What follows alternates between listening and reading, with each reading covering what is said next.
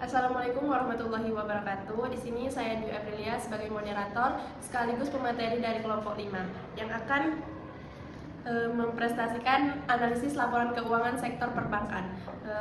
Perbankan memiliki peran penting dalam menjaga stabilitas ekonomi nasional karena menjadi penghubung utama antara pemilik dana dan sektor produktif.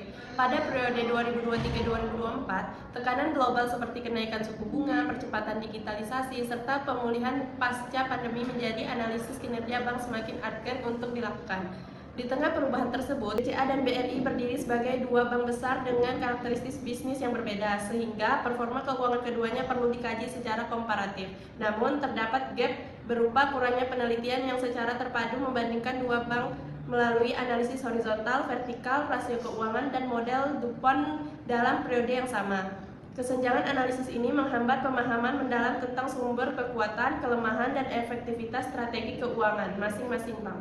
Oleh karena itu, kajian ini bertujuan untuk menganalisis perubahan struktur keuangan BCA dan BRI, membandingkan kinerja keduanya melalui berbagai kelompok rasio, serta menelaah faktor pembentukan profitabilitas menggunakan pendekatan DuPont guna memberi gambaran komprehensif mengenai kesehatan dan daya saing kedua bank.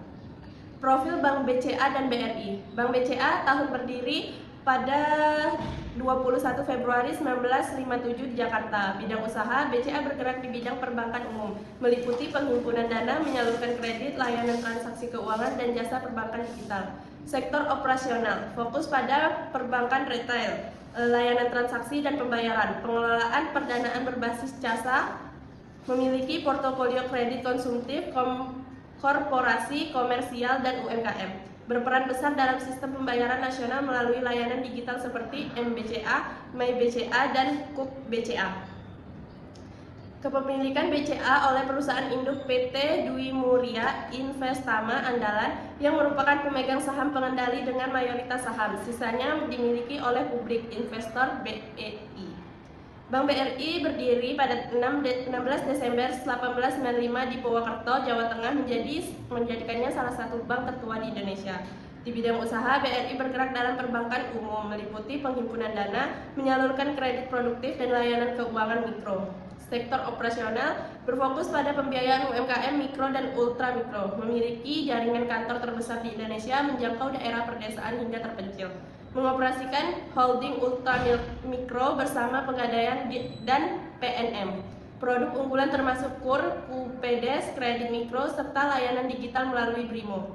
Kepemilikan BRI dimiliki oleh negara sebagai BUMN. Dengan pengendalian saham mayoritas adalah pemerintah Indonesia melalui Kementerian BUMN, sebagai saham lainnya dimiliki oleh publik. Saya Putri Rahayu. Di sini saya akan melanjutkan materi dari Dwi. Yang materi kedua yaitu analisis horizontal dan analisis vertikal dari BBCA dan BBRI. Yang pertama itu adalah analisis horizontal. Di sini kita bisa lihat analisis horizontalnya. Yang pertama itu komponen total aset bertambah atau berkembang. Perubahannya itu pertumbuhan kecil 2,9%. Nah, maknanya dari BCA ini tumbuh stabil dan tidak agresif.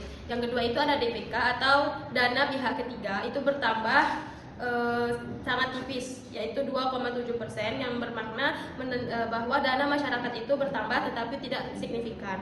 Terus kredit itu bertambah tinggi 14,4%, yang bermakna bahwa BCA itu sedikit agresif menyalurkan kredit. Terus kredit bruto juga bertambah 13,8%. Ini menandakan konsisten dengan kredit itu, bahwa ekspansi kredit mendorong pendapatan bunga. Yang terakhir itu adalah laba bersih, bertambah 12,7%. Itu laba berarti naik cukup besar. Artinya efisiensi dan kualitas kredit itu membaik. Nah, jadi kesimpulannya analisis horizontal dari BCA itu bahwa BCA ini fokus pada pertumbuhan kredit sebagai motor utamanya. Terus pertumbuhan aset memang kecil tetapi laba naik tinggi. Artinya BCA ini sangat efisien dan profitabil. Nah, resiko kreditnya ini tetap terkendali. Terus yang kedua itu ada dari BRI. Tunggu dulu sedikit dulu. Ini ada dari BRI. BRI yang pertama total asetnya itu juga bertambah. Perubahannya itu sangat besar. Ada perubahan itu 18,6%, yang bermakna berarti bahwa BRI itu melakukan ekspansi besar-besaran terutama kepada UMKM. Yang kedua itu adalah dana pihak ketiga atau TBD itu ke tahun 2024 itu naik signifikan. Angkanya tidak lengkap dan tidak ditampilkan. Nah, jadi maknanya itu masyarakat banyak menaruh dana di BRI. Yang ketiga itu ada kredit itu bertambah 8%.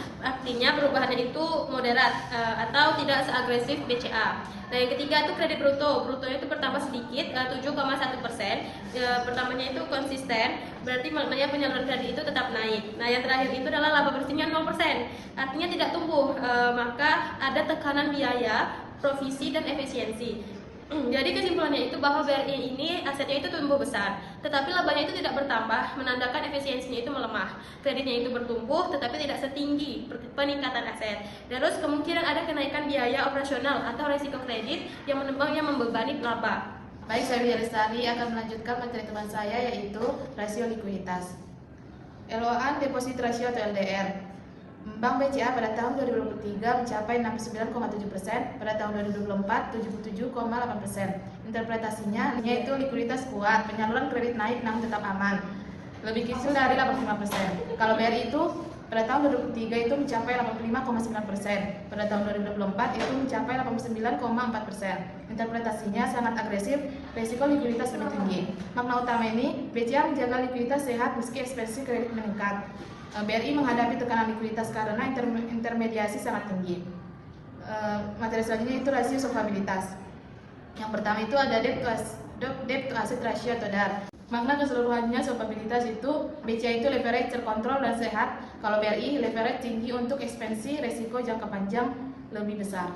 Saya Indah Fitri izin menjelaskan tentang rasio profitabilitas.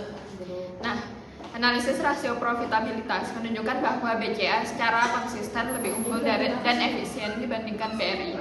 Pertama, pada net profit margin atau NPM, BCA mencatat peningkatan luar biasa dari 99,96% menjadi 99,97%, mengonfirmasi pengendalian biaya yang sangat ketat. Sebaliknya, BRI mengalami penurunan NPM dari 99,0% menjadi 97,6%, mengindikasikan margin yang tertekan akibat peningkatan beban operasional.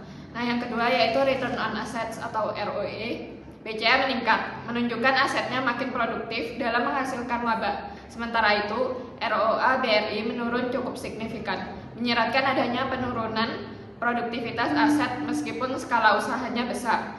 Nah, secara keseluruhan, return on equity atau ROE BCA bertumpu pada produktivitas dan efisiensi. Sementara ROE BRI cenderung ditopang oleh liabilitas yang tinggi atau leverage, yang membawa risiko lebih besar. Baiklah, saya akan melanjutkan presentasi dari Indah Fitri, yaitu analisis DuPont Bank BCA dan BRI tahun 2023 sampai 2024. DuPont melihat kinerja bank melalui 3 komponen utama, yaitu net profit margin, asset turnover, dan equity multiplier. Yang pertama, net profit margin atau NPM. Dari sisi margin laba, BCA menunjukkan peningkatan pada 2024 yang berarti beban operasionalnya lebih efisien. Sementara itu, BRI justru mengalami penurunan NPM, menunjukkan tekanan biaya dan efisiensi melemah.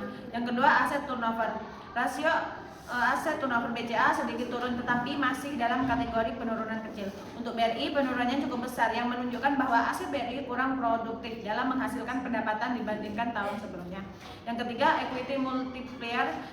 Leverage BCA berada pada level 4,48 hingga 4,77 yang masih tergolong moderat. Ini menunjukkan pengelolaan risiko yang lebih hati-hati. Sedangkan BRI memiliki equity multiplier lebih tinggi, yang berarti lebih mengandalkan utang untuk mendorong ROE sehingga resikonya lebih besar.